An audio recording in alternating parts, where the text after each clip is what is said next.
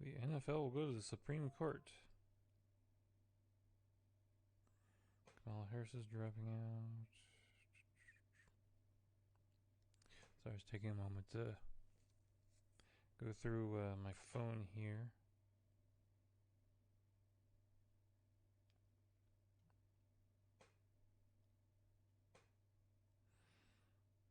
Have a good Thanksgiving. Mine was okay. Unfortunately, here's the bad news. My wife's grandfather just passed away yesterday. Yeah. So we really didn't have much of a Thanksgiving. I had one at work. You know, that sort of functioned as my Thanksgiving.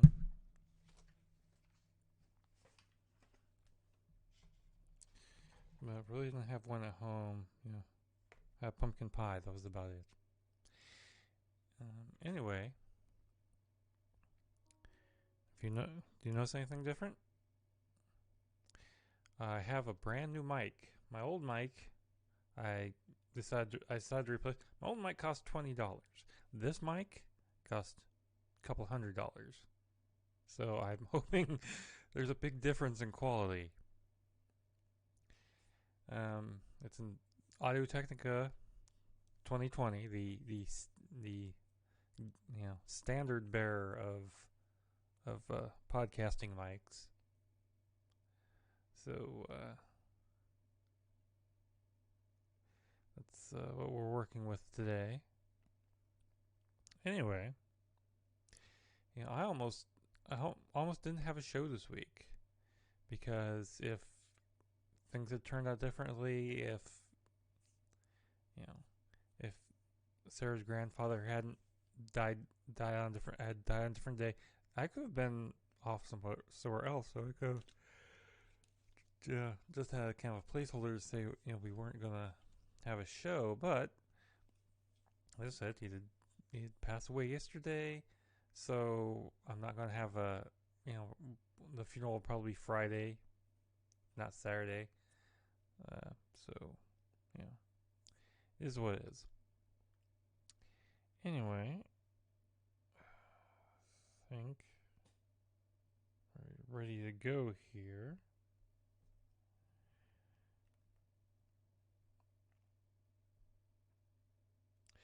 Now, there's one thing. I will apologize if I have to stop and re-edit my script again with all the hubbub and stuff with the holidays and all that. I really didn't work on my script as hard as I should have. So it's not pretty. It's not as pretty as I'd like, but it is what it is. So we're going to go on. We're going to go with it.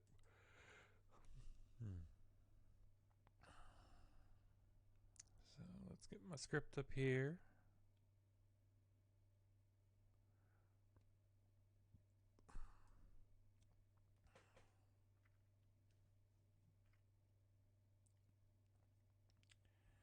Alright, and we'll push record.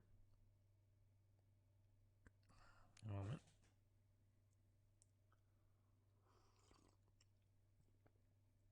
Okay, let's go.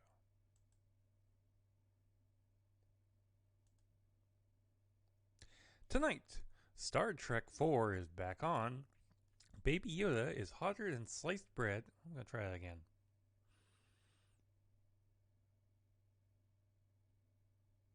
Tonight, Star Trek 4 is back on. Baby Yoda is hotter than sliced bread. And there's trouble on the satellite of love. All that and more on this edition of Multiverse Tonight. Comic books, sci-fi, fantasy, and more. If you're looking for a roundup of geeky news, you're in the right place. This is Multiverse Tonight.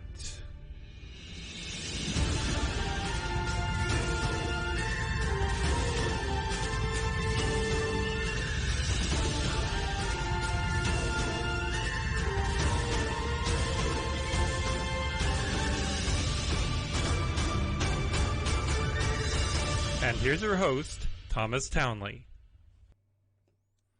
Hello everyone, and welcome to the sci-fi edition of Multiverse Tonight. So, did you get anything interesting on Black Friday? I did. You may have noticed that I sound different. That's because I bought myself a brand new AT2020 mic from sweetwater.com. I also upgraded my TV setup with an Amazon Fire TV Cube. You know, it's nice to be able to tell my digital assistant to turn on the TV. I also picked up a few Blu-rays from work. And, other than that, not much. I pretty much have my eyes on convention season next year. 2020 is going to be an excellent year for the conventions that I go to. Anyway, enough of that. Let's get on with the news. Star Trek IV is apparently back from the dead. The Hollywood Reporter has confirmed that the Legion and Fargo creator Noah Hawley will be directing the fourth film based on in the JJ verse. The film is, of course, a completely different movie than the Quentin Tarantino movie that has been in gestation for a couple of years now. And this is a totally different movie than what was in the works earlier this year that would have had Chris Hemsworth back as Kirk's father. Mr. Hawley will produce the movie with his 26 Keys shingle alongside Bad Robot. No idea on when this movie will be made or distributed. And just to note that the merger between CBS and Viacom is expected to close tomorrow. So, who knows how that will affect this. CBS Television Studios and the Television Academy Foundation are joining forces to launch the Star Trek Command Training Program, a new internship program for college students. The program will launch in 2020 and will reflect the Star Trek franchise's core values of inclusion and diversity. The program will place 2 interns per semester on a current Star Trek series based in LA. Selected interns will actively engage in the writer's room, wardrobe design, on-set production, animation, and post-production. The Academy will oversee the application, vetting, and enrollment of the interns, and CBS will do the mentorships and program curriculum. The Academy Foundation will also give the interns lifetime professional support through their alumni program. The application period starts now through January 21st, 2020, with final selections being made at the end of March. William Shatner has been awarded the Order of Canada, one of Canada's highest civilian honors. The award is given to Canadians for outstanding achievement, dedication to the community, and service to the nation. Honors are given out by the Governor-General of Canada from nominations from the public with recommendation from the Order's Advisory Council, who was actually appointed to the Order back in 2017, but he was too busy to accept the award back then. Well, good on you, Mr. Shatner. Dr. Seuss Enterprises is firing back at Comic Mix after they lost the case over Oh, the Places You'll Boldly Go, a parody of Oh, the Places You'll Go, which was a book that's commonly given at graduation time. According to Bloomberg Law, quote, Comic Mix prevailed on summary judgment in March after more than 2 years of litigation. The trademark claims failed because the title didn't mislead consumers, and artistic style and font are protectable trademarks. The U.S. District Court for the Southern District of California ruled, unquote. Now Dr. Seuss Enterprises is appealing the ruling, and they're being backed by the Motion Picture Association of America, whose amicus brief said, quote, there is nothing original about merely combining or mashing up protected expression from 2 copyrighted works that justify such a sweeping exception to the normal rules of fair use, unquote. Well, when a decision is made, we'll let you know.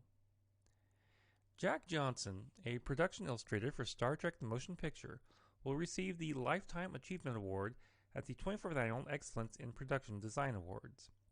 Jack has worked as a production illustrator, concept artist, or art director on dozens of films such as Goonies, Edward Scissorhands, Independence Day, and Beetlejuice.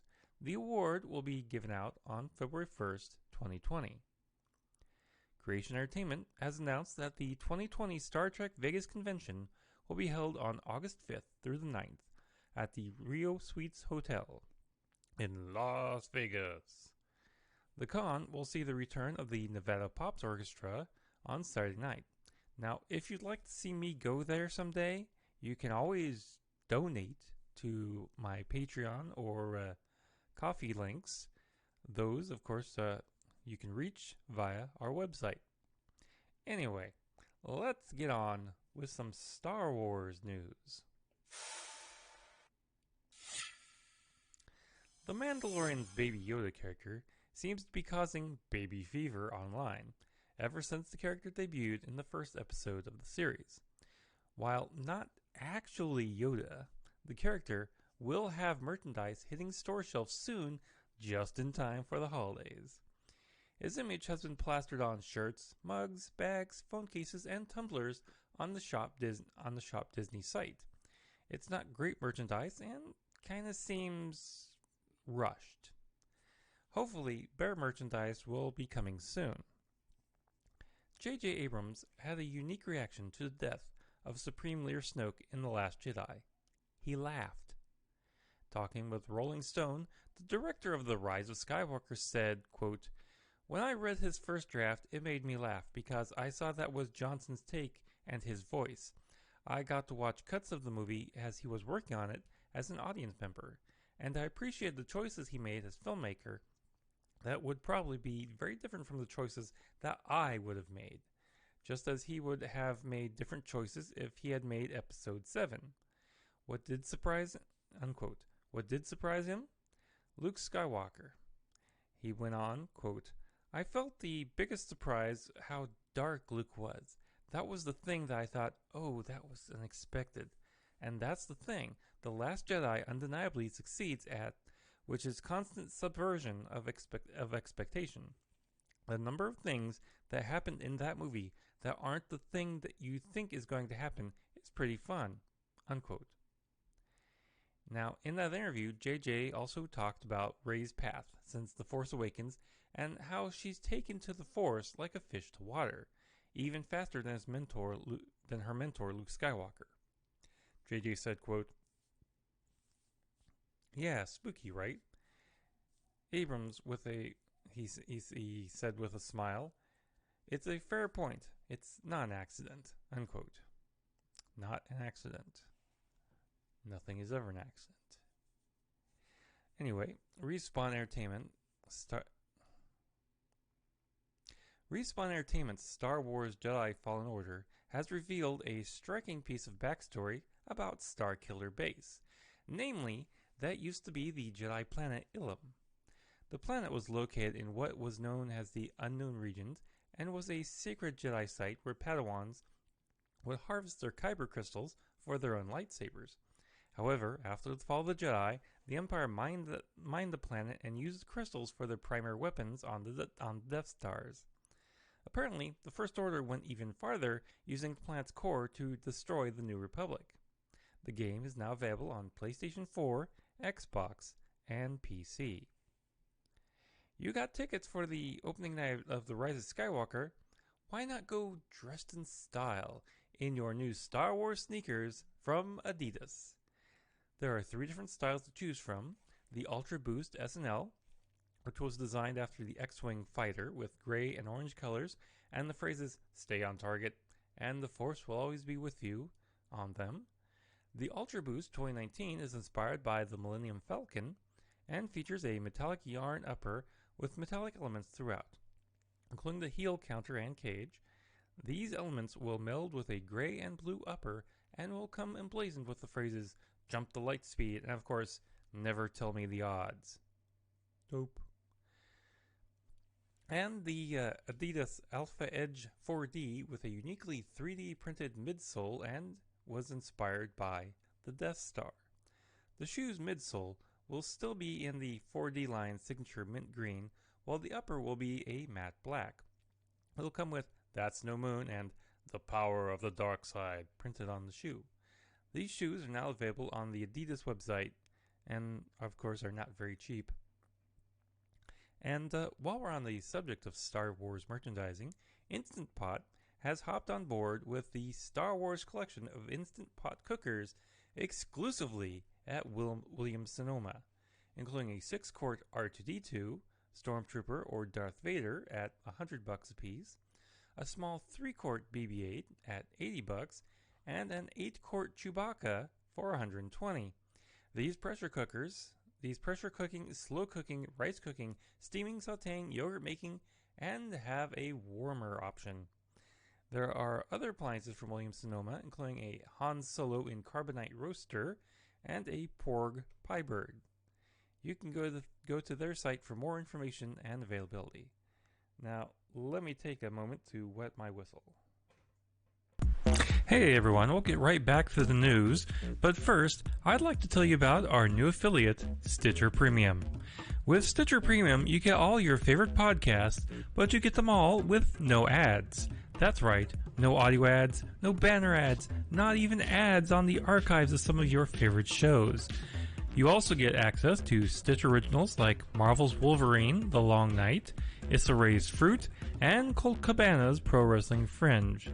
You also get access to bonus episodes, access to new releases first, and access to the hundreds of comedy albums at your fingertips, and so much more.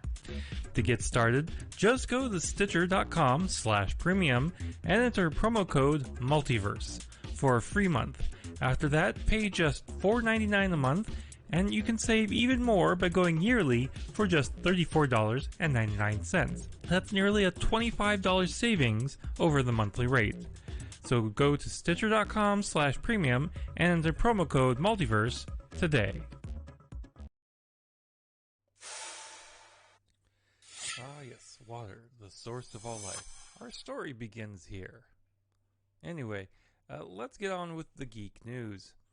The end of the year, of course, starts awards season. This time, it's the Hollywood Professional Association, or HPA Awards. They hand out their awards last week at the Skirball Cultural Center in Los Angeles. The winner of Outstanding Color Grading Theatrical Feature went to Spider-Man Into the Spider-Verse. Outstanding Color Grading for TV went to Game of Thrones for the episode Winterfell. Outstanding Editing for Television over 30 minutes went to the Stranger Things episode Chapter 8, The Battle of Starcourt. Godzilla King of Monsters won Outstanding Sound Theatrical Feature. And The Haunting of Hill House episode 2, Storms, won Outstanding Sound for TV. The Lion King won Outstanding Visual Effects Theatrical, while Game of Thrones The Bells won the visual effects for TV for a show under 13 episodes, and the Orville episode Identity Part 2 won for a show over 13 episodes. Congratulations to all the winners. Disney Plus and Netflix are coexisting for now. According to a report in Business Insider, Disney Plus has yet to have a major impact on Netflix. Piper Jaffray,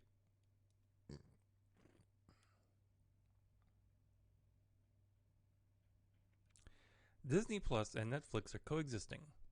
For now. According to a report in Business Insider, Disney Plus has yet to have had a major impact on Netflix. Joffrey analyst Michael Olson suggested that he has not yet seen an increase in the 1,700 Netflix subscribers that he has surveyed who plan to cancel Netflix in favor of Disney Plus. He said, quote, "We have not seen an increase in percentage of Netflix subscribers who expect to cancel Netflix in favor of Disney Plus." Unquote. In other words, most existing Netflix subscribers appear to be trending towards multiple streaming subscriptions. So I guess I love it. Hold on. Disney Plus and Netflix are coexisting. For now. According to a report in Business Insider, Disney Plus has yet to have a major impact on Netflix. Piper Jaffray analyst Michael Olson suggests he has not seen an increase, saying, quote, We have not seen an increase in the percentage of Netflix subscribers who expect to cancel Netflix in favor of Disney Plus. In other words, most existing Netflix subscribers appear to be trending towards multiple streaming video subscriptions, unquote. So I guess the question for 2020 becomes, how many streaming services are too much? Doctor Who's showrunner, Chris Chibnall, is not going anywhere. In fact, he's already working on season 13. In an interview with Radio Times, Chibnall pushed back against rumors that said he would be leaving the show, rumors that have been going around since 2018. He told Radio Times, quote, "Please write this verbatim. Somebody made it up. It was a lie. It's 100% grade A, shall I say nonsense, or shall I say bull bleep? We're already planning the next series after this series," unquote. He went on to say that they would be taking more storytelling risks this season. Quote, "It feels like a step up. It's probably more ambitious than last year. Scale, storytelling, everything. I would say we are aiming to keep moving forward and up. There are bigger moments this year. Last year was a recruiting year for the show, and I think we managed to recruit some people for the show. We're building on last year. There are lots of new faces, a few old faces, and there are some things trickling through which might be important. It's different. I think you always need to take new big risks from a storytelling point of view," unquote. Doctor Who will be returning with season 12 in 2020. M. Night Shyamalan's Apple TV show hasn't even premiered, but Apple has already given the show a season 2 second order. The first 3 episodes of Servant debuts on Apple TV just this week. The show is about a young troubled couple who replace their newborn baby with a lifelike doll after their baby dies from health complications. It stars Lauren Ambrose, Nell Tiger-Free, and Rupert Grint. You know, it sounds a lot like the Steven Spielberg movie AI. Wonder how it compares. An analysis of viewer data collected and analyzed by Broadband Choices shows that viewership of The Walking Dead started going down after Negan's first appearance in the season 6 finale, Last Day on Earth. The first episode of season 7 saw the gruesome executions of Abraham and Glenn. However, that's not all bad news. Season 9 saw a noticeable uptick in the ratings, and the current season has been the highest rated season on Rotten Tomatoes. Well, everything must come to an end again and again. Mystery Science Theater 3000 has been canceled for the 3rd time in its history, this time by Netflix. Show host Jonah Ray revealed the bad news in a post, saying, quote, "So, Netflix decided to not do another season of MST3K. We're off to get down in Lilyhammer while the OA helps us take it one day at a time. We will be in group therapy with Tuka and Birdie, Jessica Jones, and Lady Dynamite. The seasons will be run by Gypsy with Naomi Watts.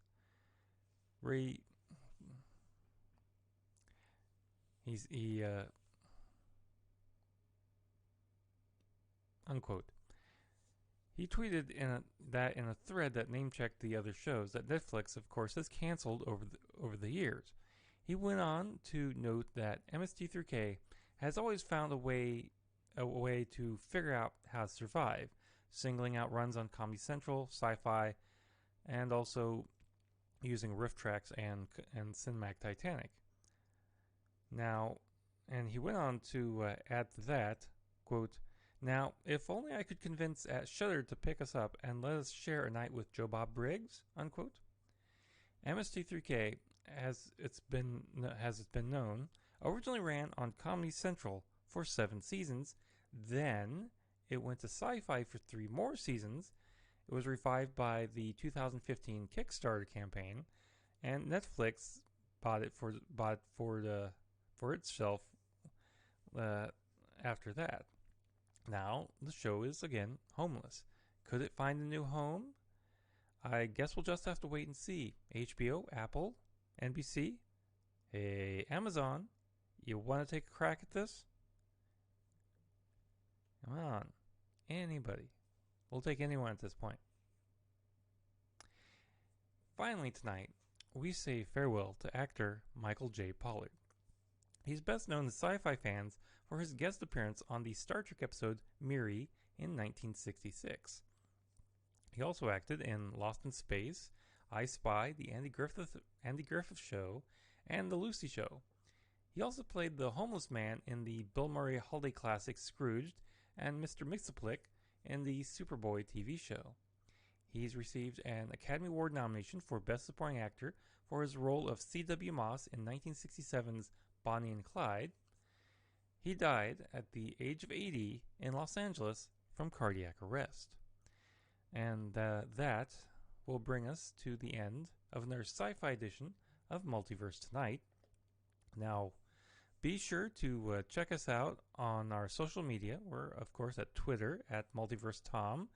We're also on Facebook and Instagram as well at Multiverse Tonight. And if you'd like to contribute some money, please visit mtpodcast.com to go to our Ko-fi, to go to our Ko-fi or Patreon as well. And be sure to visit multiversetonight.com and check out our affiliate marketplace links, the link to our TeePublic store, show notes, and so much more. And if you're a subscriber, please be sure to share us with your friends. And if you're brand new to the show, please be sure to subscribe and leave us with some feedback and let me know how we're doing. Special thanks to Shane Ivers for our intro music and Lobo Loco for our outro theme music. Thanks for watching the sci-fi edition of Multiverse Tonight. We'll be back in just a couple of days with the comic book edition. Now, please exit the universe in an orderly fashion. Good night.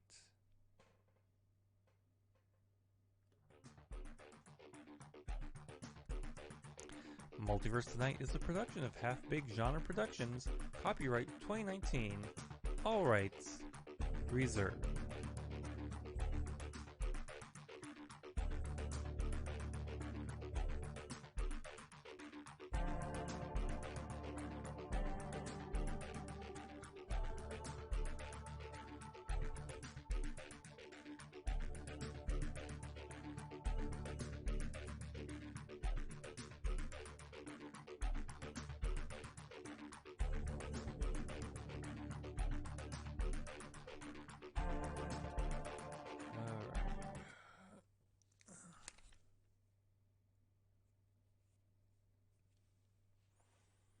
Again, I didn't think this was going to be a great episode. I wasn't planning for it.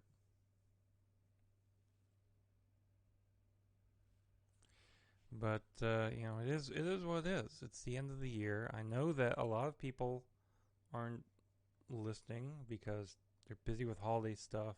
They're on vacation, whatever. So it is what it is. But if you are watching, if you are listening, I thank you. From the bottom of my heart.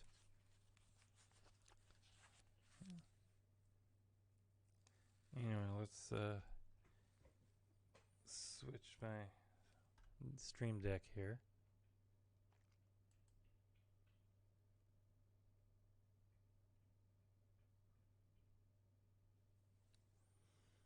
And at least, between 20 and 23 minutes. I say that because I know that I'm going to have to cut a little here and there.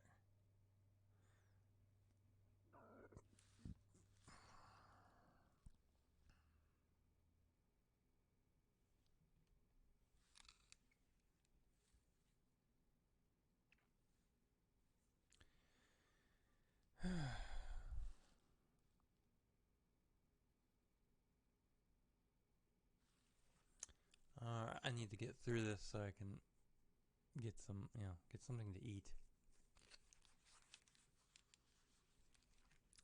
All right, let's get back on it. Get back on it. Get back on it. Get back on it. I don't think those are words. Is that? Oh. All right.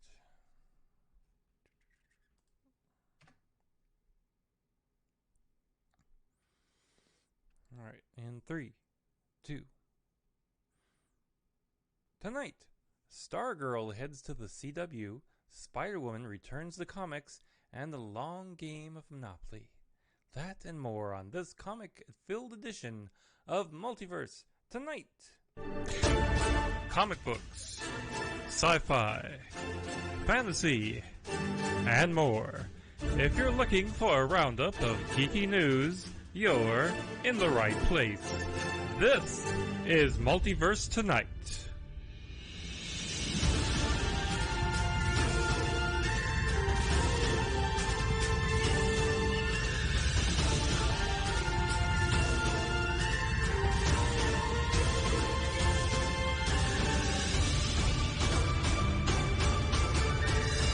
And here's your host, Thomas Townley. Hello everyone, greetings and welcome to the comics edition of Multiverse Tonight. This is episode number 53. If you're going, well, where'd 52 go? Well, that was 2 days ago. That was the sci-fi edition. Sci-fi edition's always even numbers. Comics edition's always the odd numbers. There you go. Anyway, how's your December going already? You know, can you believe we're in December? Man, this year's kind of booked along, hasn't it? Yeah. So, have you had a favorite comic book movie this year? A favorite comic book? You know, what do you think was the biggest story of the year? I guess these are just questions you should ask at the end of the year, and I would be interested to tap your brain. For the year-end episode, go ahead, drop me a message on Twitter, Facebook, or you can email me directly at multiversetonight, one word, at multiversetonight.com, or just go to the contact page on the website, fill that out there, and you know, if I really like your answer, I might send you something special. I have a lot of geek things I've gotten from my geek box and loot crates over the past year that are just sitting around. I don't need them. So if you have, if you write in, maybe you'll I'll contact you and I'll send you something nice. It is Giving Tuesday, by the way, when I'm recording this, so it does feel giving. Anyway, let's get on with some DC news. $1 billion makes people do crazy things, like make sequels. According to the Hollywood Reporter, Warner Brothers is going forward with a sequel to Joker, bringing back Todd Phillips to direct and co-write alongside Scott Silver. A deal for Joaquin Phoenix hasn't been made, but he most likely will be back as well. Now, on top of this, Todd Phillips met with Warner Brothers chairman Toby Emmerich and got permission to develop solo movies for one or two other DC villains. So, I guess the question is, who does he want to do a Joker-type movie about? Any thoughts? What kind of other characters out there? Ra's al Ghul, Lex Luthor. Anyone? Jeff Johns' Stargirl series is heading to the CW. According to comicbook.com, the series will first debut on the DC Universe app before getting a broadcast TV premiere just 1 day later. Stargirl follows the adventures of high school student Courtney Whitmore, played by Breck Basinger, as she inspires an unlikely group of young heroes to stop the villains of the past. The series is expected out in 2020. No air date has been as of yet confirmed. The Rock, Dwayne Johnson, speaking with comicbook.com, confirmed that the Justice Society of America will be introduced in the Black Adam movie. The Justice Society was DC's original starch superhero team, debuting back in the 1940s. Now, there's no idea on what heroes would be in this lineup for the team. The original lineup for the team back when it originally started was, Superman, Wonder Woman, Flash, Green Lantern, than you would have. Then came the later, when they kind of changed the universe and everything.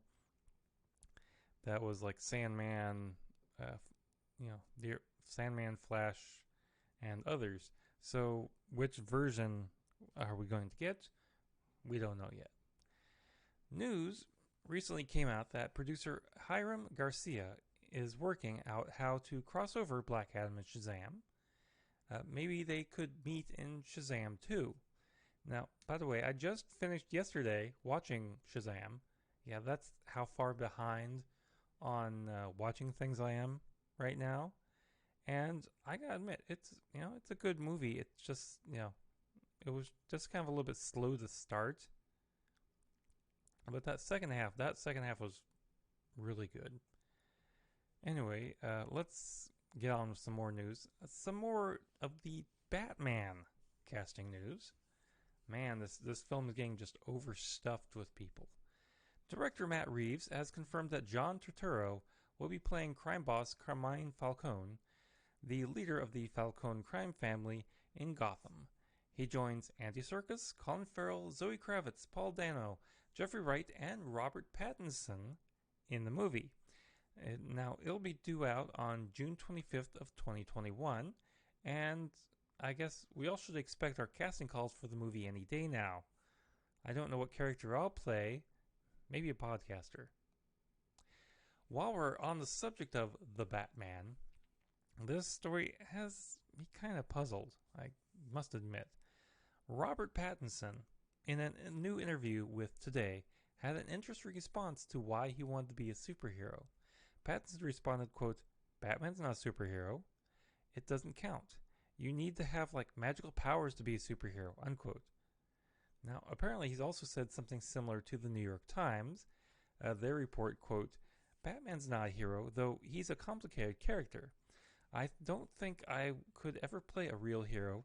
There's always got to be something a little bit wrong. I think it's because one of my eyes is smaller than the other one," unquote. Okay, Robert, Captain Sparkle Vampire, Batman is a hero. He's just a dark superhero. His superpowers are his brain. He can outthink villains who have powers that could crush any other man. So you might want to read the source material before you say things like this and defame this character. Okay, Bob? Anyway, some DC Comics news and some actual comic book news, I should say. Incoming Batman writer James Tynion IV has revealed his plans for the series when he takes it over in January. First up, Batman is going to fix Gotham City. James wrote in his newsletter, The Empire of the Tiny Onion, quote, "He has just faced tremendous failure in the last year of the story," referring to the City of Bane arc. "He lost his city and he lost his way, but now that he's back, he has an almost manic intensity. He's going to fix things. He's going to make it so that nobody like Bane can ever do this to the city again," unquote. He will also keep his romance going between Bruce and Catwoman. Mr. Tynion said, quote, "With Selina on his arm, the Playboy Bruce is dead. Every waking minute is dedicated to the rebuild of Gotham City, both as Bruce Wayne and as Batman. He is in control of every room he enters, and people are a little frightened of him. He is one of the richest people in the world, and he has experienced so much loss, but it's clear he's trying to make the city better. People admire him because most people in his shoes would have left Gotham a long time ago," unquote. However, James does say that the comic going forward will be more of an action horror superhero comic where the villains and Batman will be frightening, quote, "The villains of Gotham will fear him, and he is going to take that fear and wield it like a weapon to get his city back under control. Batman just doesn't show up in broad daylight to scare his villains. He uses tricks and shadows and voice modulation to make it seem like he can be anywhere and everywhere at once," unquote. And he also compared Batman being kind of like the Michael Myers to the villains of Gotham. His run will be 3 big stories that will also affect the other Bat titles and will have a rotating art team. Tony S. Daniel, Gilliam March, and another unnamed artist. His run on Batman begins with the January 8th edition. That's issue number 86. DC has announced a new Birds of Prey giant that will be released on January 22nd, 2020. This special will come out just 16 days before Birds of Prey and the Fantabulous Emancipation of One Harley Quinn comes out in theaters. Timing, folks, timing. Anyway, let's get on with the Marvel news. By the way, does anyone think, is anyone annoyed by the fact that I say anyway a lot? Just curious, you know. If you have a problem with it, please write to me.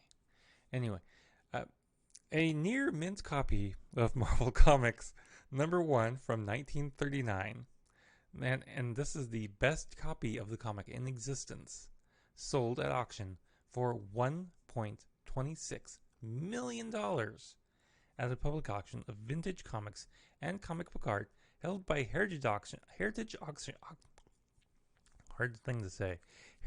Auctions in Dallas, Texas on November 21st. This comic was rated by the Comics Guarantee Corporation at a 9.4 out of 10. This comic also set a world record as the most expensive Marvel comic book ever sold at auction. It also is the most expensive comic ever sold by Heritage Auctions. Yeah. $1.26 million. I'm guessing they're not going to actually read it. I'm guessing it's just going to go put up on a wall someplace. That's what I would do. Spider-Woman is getting a new comic series starting this March. The comic will be written by Carla Panaccio, with art by Pierre Perez. Jessica Drew, aka Spider-Woman, recently came back to prominence after becoming a member of Marvel's new Strike Force team. Carla Panaccio is excited to tackle the character, saying in a release, quote, "I love Spider-Woman, and I'm incredibly excited to share this series with both new and old Jessica Drew fans alike. This is big, can't miss, over-the-top action, some very surprising venom blasts from the past, and also a ton of helicopter explosions. It's a super fun adventure with lots of twists and turns, and seriously, so many helicopter explosions. We're taking Jess bigger and badder than she's ever been before, and I can't wait for readers to see what we've cooked up." Unquote. New Ultraman comics are coming. Marvel and New Ultraman comics are coming. Marvel and Subrera Productions are teaming up for a series of new comics and graphic novels based on the Japanese anime series. The partnership was announced at the Tokyo Comic Con and was teased with art on Ultraman by artist Alex Ross. Marvel Editor-in-Chief C.B. Cebulski said in a press release, quote, "As one of the world's most popular franchises, Ultraman has brought together some of the most passionate fandoms in pop culture today, and we can't wait to bring his story to even more fans around the globe. Like Marvel, Ultraman captivated generations by telling spectacular stories grounded in the real world, and it continues to be a beloved classic through its television shows, movies, toys, games, comics, and more. We are so thrilled to introduce new chapters to the Ultraman multiverse next year." Unquote. Now, details about the new releases weren't forthcoming, so we'll have to wait for a later date. Details about the new releases weren't forthcoming, so we will have to wait for a later date to learn more. In an interview with GQ, Tim Blake Nelson revealed that the Incredible Hulk movie would have been a setup for the leader to appear in 3 MCU films. Quote, "I got called down to the lobby of the Mercure Hotel to meet Louis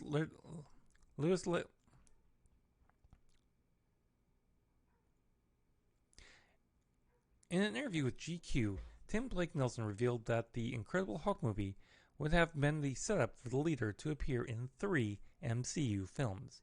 Quote, I got called down to the lobby of the Mercer Hotel to meet with Louis Ledier and Gail Ann Hurd, who's producer. They said, we want you to play the science guy. And I'd read the script, and he was a wildly eccentric guy, mainly in the second half of the movie. I thought that was interesting because I haven't been in one of these movies before, and they said, well, you're going to become the villain in the next movie. So you'll basically be signing up for 3 movies, and you're going to be this character called the leader. And I thought, oh my god, this is fantastic, unquote. Unfortunately, the film didn't do well enough to get a sequel, and ever since the Hulk has become a team-up character in other superheroes movies. Tim Miller is now talking about his split from Deadpool over creative differences he had with star and producer Ryan Reynolds. He told KCRW's The Business podcast, quote, it became clear that Ryan wanted to be in control of the franchise. You can work that way as a director quite successfully, but I can't. I don't mind having a debate, but if I can't win, I don't want to play. And I don't think you can negotiate for every creative decision. There's too many to make. So Ryan's the face of the franchise, and he was the most important component of that by far. So if he decides he wants to control it, then he's going to control it. I've always been pretty good at the moving on thing. I care deeply, and then you get to this point where you've got to make a decision. And I'm pretty good about putting it in my rearview mirror. We had a meeting at Fox, and the writing was on the wall, so I said, I get it, I'll quit. And you guys can do what you need to do, unquote. Miller wanted more of a stylized sequel, whereas Ryan Reynolds wanted a focus on the comedy. Deadpool 2 did quite well without Tim Miller, making $785 million at the box office. Venom 2 is starting filming under director Andy Serkis. Comicbook.com's Brandon Davis sat down with producer Matt Golomick and talked about Serkis' approach to the movie as well as working alongside star Tom Hardy. Quote, I've always been pretty good at the moving thing.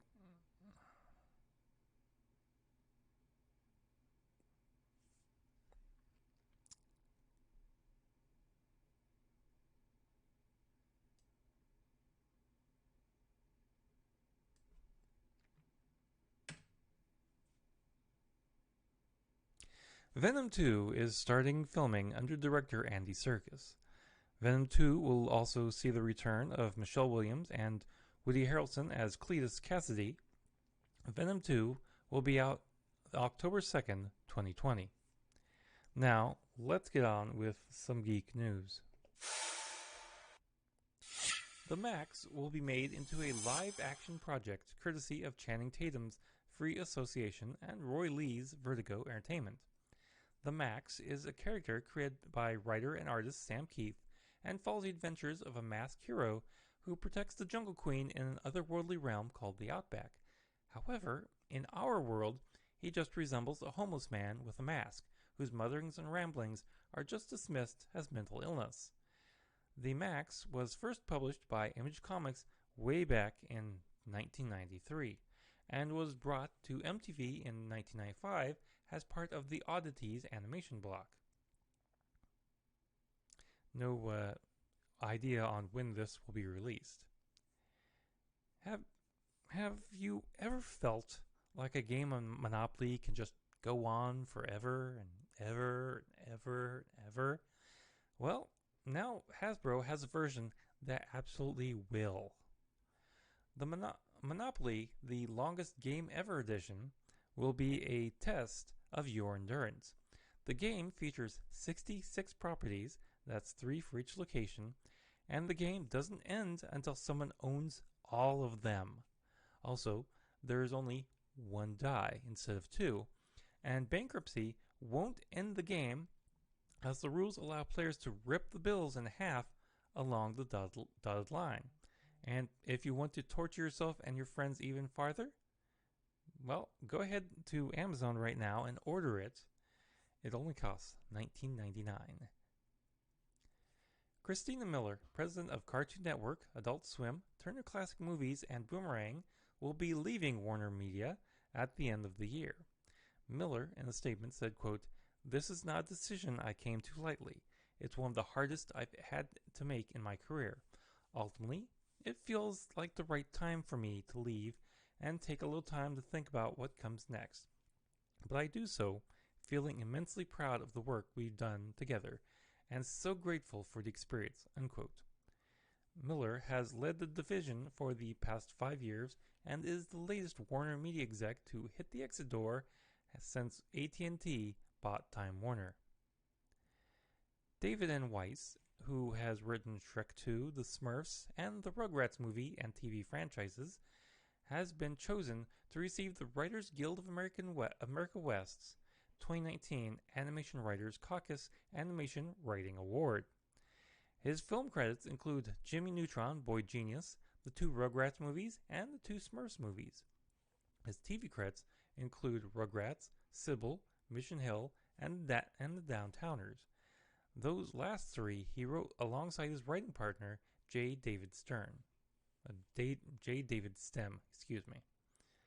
Stem and Weiss are currently writing a remake of Harvey for Netflix, and Disenchanted, which is the sequel to Enchanted at Disney.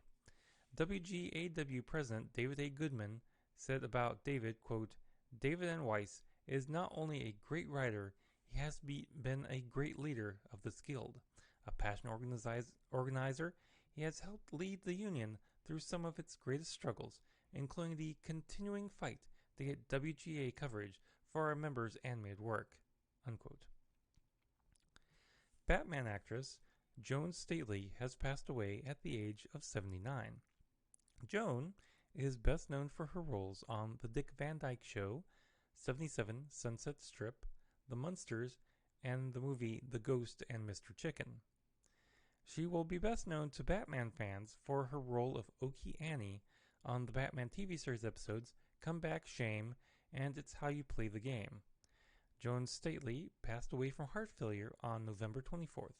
She is survived by her husband, Dale Sheets, her 7 children, 10 grandchildren, and 26 great-grandchildren. She's had a full life. Now, let's take a peek at this past weekend's box office, shall we?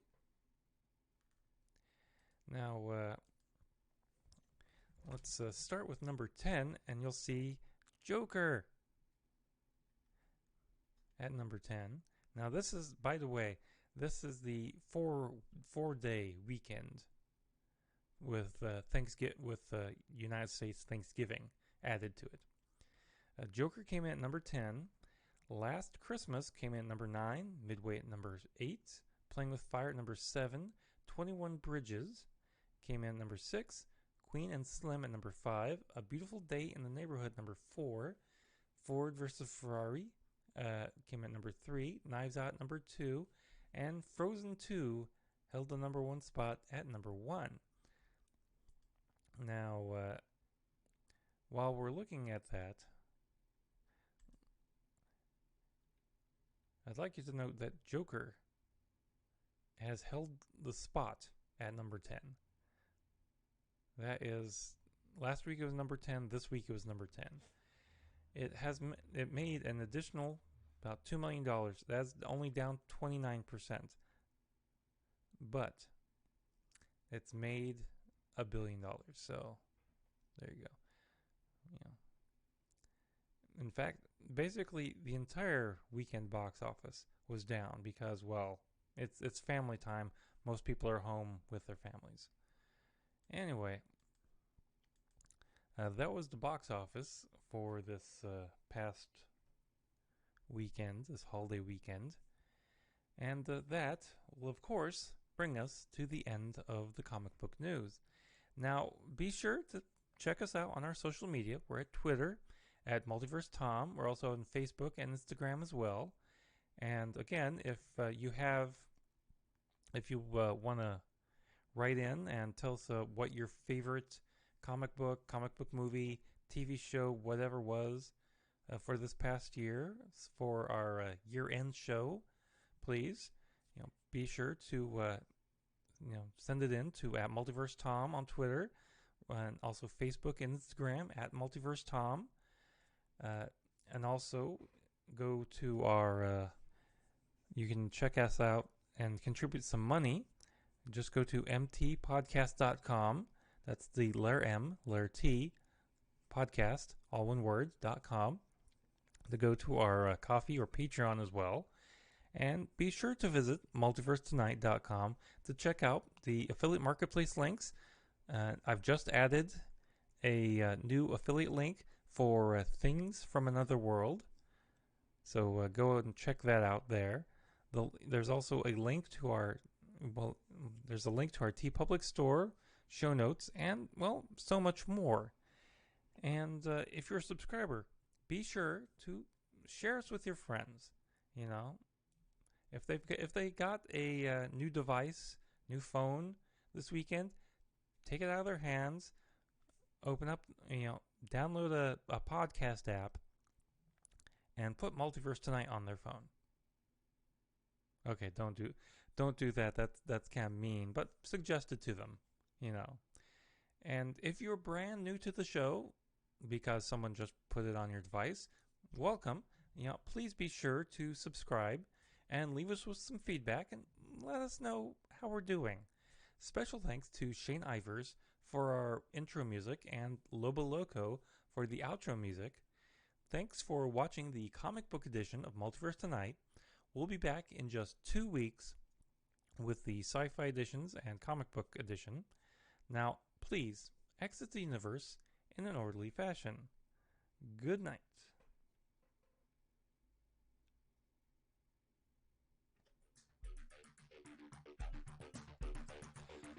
Multiverse Tonight is a production of Half-Baked Genre Productions, copyright 2019.